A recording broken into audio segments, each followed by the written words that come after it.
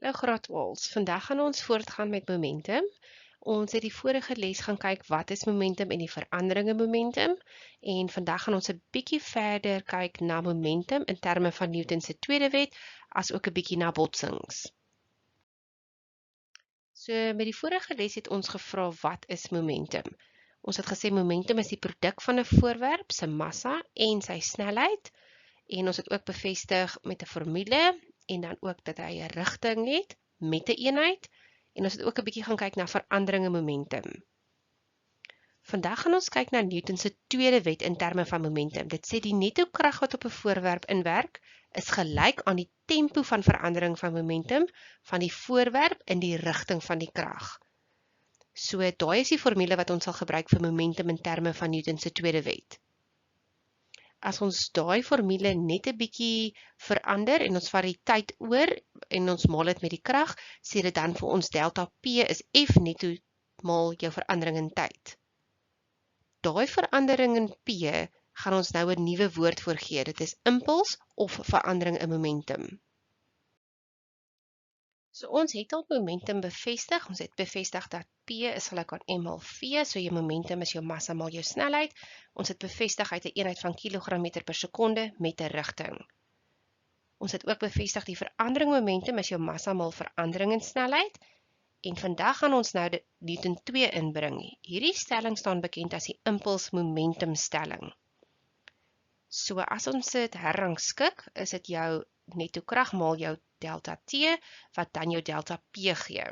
So daai F net maal T, jou momentum gedeelte, bly net so as ons die nuwe formule kry, maar delta P kan ons daarin insubstitueer. En dan kry ons hierdie impuls momentum stelling uitgebrei. Dis jou massa maal jou verandering in snelheid is gelyk aan jou F netto maal delta T, wat ook bekend as jou impulsgedeelte, jou delta P. Dit sal ons nuwe formule wees. Kom ons gaan kyk na hierdie voorbeeld. Ons is nog steeds by die rooi bal, wat 'n grys muur tref en terugbons. Kom ons gaan kyk na hierdie voorbeeld. Dit sê 'n rooi tennisbal met 'n massa van 60 gram beweeg teen 20 meter per sekonde ooswaarts en tref 'n muur. Die tennisbal en die muur is vir 0.03 sekondes in kontak met mekaar. Die snelheid wat die tennisbal terugbots mee is 10 meter per sekonde. Die vraag is hierso bereken die verandering in momentum. Ons begin altyd met 'n formule. So die verandering momentum is jou massa maal jou verandering in jou snelheid. Die massa is hierso gegee as 60 gram. So ons moet dit oorskakel na kilogram en ons formule met verandering in snelheid is altyd jou einde minus begin. So die einde was gewees 10 meter per sekonde weswaarts, dit wil sê minus 10 en die begin was 20 meter per sekonde ooswaarts, so dis die positief 20 van ons werk hierso met 'n skalarie, 'n vektor.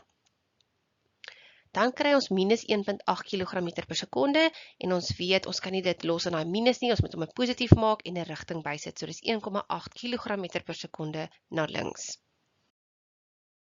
So dieselfde voorbeeld vir hulle bereken die grootte van die krag wat die bal op die muur uitoefen. So ons begin weer eens met 'n formule wat sê F netto is delta P op delta T.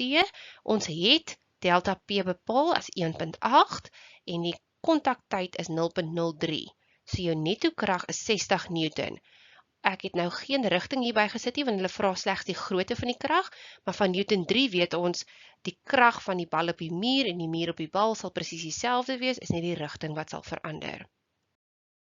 Kom ons gaan kyk na 'n voorbeeld uit 'n vorige eksamen. Dit sê 'n koel beweeg oos teen 'n snelheid van 480 meter per sekonde. Dit tref 'n houtblok wat aan die vloer vas is. Die koel neem 0.01 sekondes om deur die stilstaande blok te beweeg en verlaat die blok teen 'n snelheid van 80 meter per sekonde ooswaarts. So ons het hierdie voorbeeld in die vorige les gedoen. Toe kry ons die massa as 0.05 kg. So onthou net daai massa, dit was nie vir ons gegee nie, maar ons wil vandag die tweede gedeelte van hierdie oefening doen. So die tweede gedeelte vra dan vir ons, bereken die gemiddelde netto krag wat die houtblok op die koel uitoefen. So weer eens begin ons met 'n formule. Die formule sê delta P, met ander woorde jou impuls, is jou netto krag maal jou verandering in tyd. Ons kan ook daai formules in substitueer.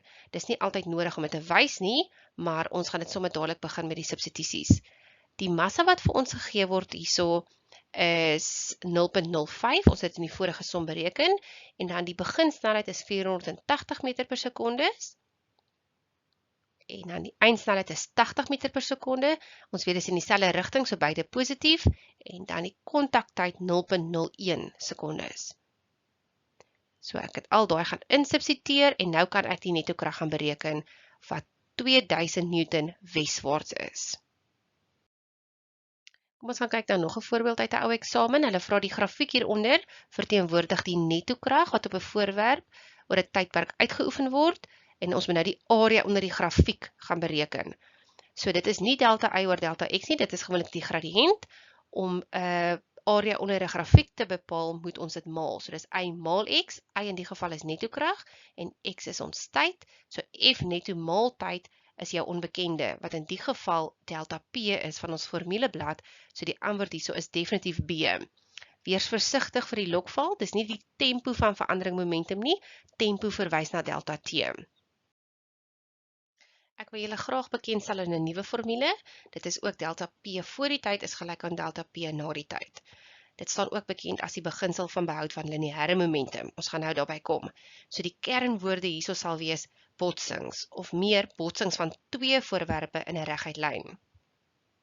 So die beginsel van behoud van lineêre momentum sê die totale lineêre momentum in 'n geïsoleerde stelsel bly konstant of behoue. So dit is belangrik dat jy die regte terminologie gebruik, geïsoleerde stelsel en is nie meer 'n geslote stelsel nie. Daai formule kan ons ook uitbrei. Ons weet P, ons momentum, is ook massa maal snelheid. So ons kan hom uitbrei na twee verskillende voorwerpe. So voorwerp A se momentum plus voorwerp B se momentum is gelyk aan voorwerp A se momentum na die tyd en voorwerp B se momentum na die tyd. Kom ons begin sommer dadelik met 'n voorbeeld uit 'n vorige eksamen. Hierdie voorbeeld kom uit Junie 2019 en dit sê 'n verkeersbeampte bestuur 'n trok met 'n massa van 1500 kg en ry teen 'n snelheid van 30 meter per sekonde. Hy jaag 'n motor met 'n massa van 1200 kg wat teen 80 km/h ry en nie by 'n rooi verkeerslig stop nie. Die verkeersbeampte ry per ongeluk agter die motor vas en na die botsing beweeg die motor teen 25 meter per sekonde vorentoe. Die heel eerste ding hierso is daai 80 km/h moet ons oorskakel na meter per sekonde toe. So dan moet ons deel deur 3.6. Jy moet dadelik vir jouself daar 'n nota maak. Kom ons begin by 6.1. Dit sê stel die beginsel van behoud van lineêre momentum in woorde neer. Ons het nou net dit vasgestel en dit sê die totale lineêre momentum in 'n geïsoleerde stelsel bly konstant of behoue. 6.2 vra bereken die snelheid van hierdie trok. So die belangrike inligting is die massa van hierdie trok is 1500 kg en hy het 'n beginsnelheid van 30 meter per sekonde.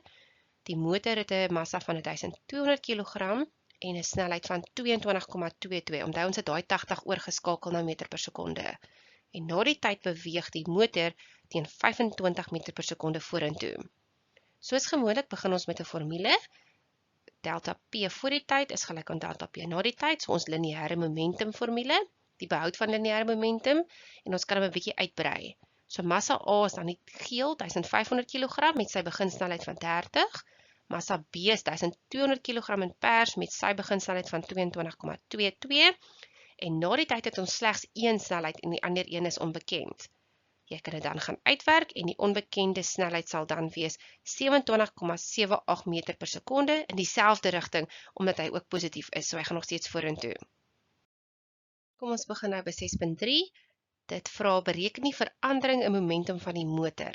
Soos gewoonlik begin ons met 'n formule wat sê jou delta P is jou massa maal jou verandering in snelheid, so dis einde minus die beginsnelheid. Ons het al die massa gekry van 1200 kg van die motor. Sy eindsnelheid is 25 meter per sekonde minus die begin wat ons gekry het as 80 km/h, so dit wil sê 22,22 meter per sekonde. As jy dit net so op jou sakrekenaar druk, kry jy antwoord van 3336 kg per sekonde in dieselfde rigting as beweging vorentoe nog steeds, omdat ons 'n positiewe antwoord kry. So ons het al redelik baie gedoen van momentum. Ons het al daai 3 gedeeltes behandel en in die volgende les sal ons bietjie meer fokus op eksamenvoorbeelde en uitdagende voorbeelde. Onthou om te subscribe, dit is egter gratis.